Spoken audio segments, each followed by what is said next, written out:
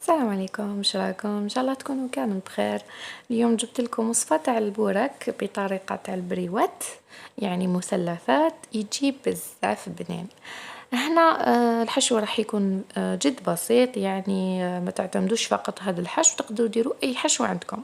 هنا فقط انا كانت عندي حبيبه بطاطا اللي كنت طيبتها في الشوربه، كانت طيب لي شويه تاع الفرماج. هنا كان عندي الفرماج تاعي ماشي فوندو يعني ماشي طريب فريمون، دونك طريتو شويه في الميكرووند. هنا كانت قعدت لي صفار بيضه، تقدروا ديروا بيضه كامله.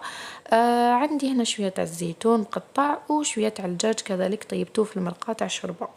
كما قلت لكم المقادير هذوما، يعني نتوما احرار في الحشو، فقط انه لازم يكون الحشو تاعكم يعني شايد روحه، ما لازمش ديروا حشو يكون جاري، سينو ما راحش ينجح لكم في البريوات. مباشرة هنا شديت اليان تاعي، حطيت فيه شوية تاع الدجاج اللي كتبو ربي، وحطيت بطاطا وشوية تاني تاع الفرماج، يعني حطيت كل المقادير مع بعضها، خلطتهم مليح مليح. من بعد رحت شديت هذوك الورقات تاع ديول تاعي اللي كنت شريتهم من الحانوت، يعني هادو اللي يتباعوا تاع الماشينه.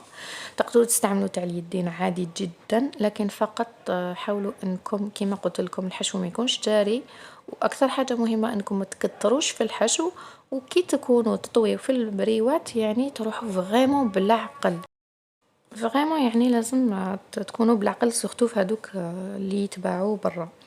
البنات على بالكم باللي الورق تاع الديول هادو اللي يتباعوا تاع الماشينه راهم فريمون يعني في هاد البريوات يصلحوا خير، سورتو الا كانت عندكم ضيافه. اذا كانت عندك يعني الديول تاع الدار، صدقوني هما الالذ منهم. انا نحب بزاف الديول تاع الدار.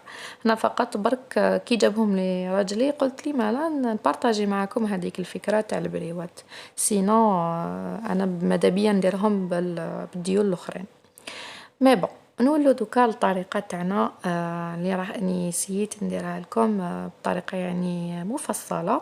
كما شفتوا معايا طويت الورقه تاع ديول اون دو، وعاود زدت طويتها على نصف ثاني، ومن بعد حطيت الحشو، ومن بعد بديت نطوي غير بالعقل. في الاولى هذيك الطويه الاولى نتوما لتمك اكيد راح تتلف لكم، تقول انا كيفاش حنطويها ما تخرج لي مثلث. معليش ما يهمكش، شوفي الطويه الثانيه راح تشوفي بلي يخرج لك مثلث. لاحظوا معايا فقط هنا في الفيديو.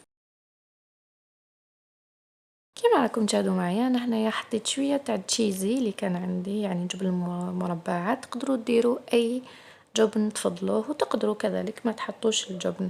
ان شاء الله يا ربي نقدر نلحق وندير لكم عده انواع تاع البوراك بحشو مختلف. اكيد يعني عندي عده طرق. معليش نبداو بهذا الساهل، ومن بعد نروحوا بالعقل بالعقل نديروا كامل الانواع تاع الحشو اللي عندي في البوراك. هنا بعد ما طويت هذوك البريوات كامل اللي كانوا عندي، قليتهم عادي كيما تقليو البوراك.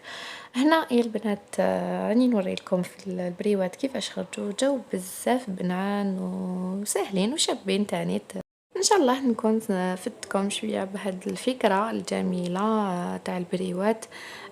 في نهايه هذا الفيديو يا البنات ما بقى لي غير نقول لكم تهلاو في رواحكم. ما تنساوش تخلوا لنا ارائكم في التعليقات، تشاركوا في القناه اكيد، وتفعلوا الجرس. والسلام.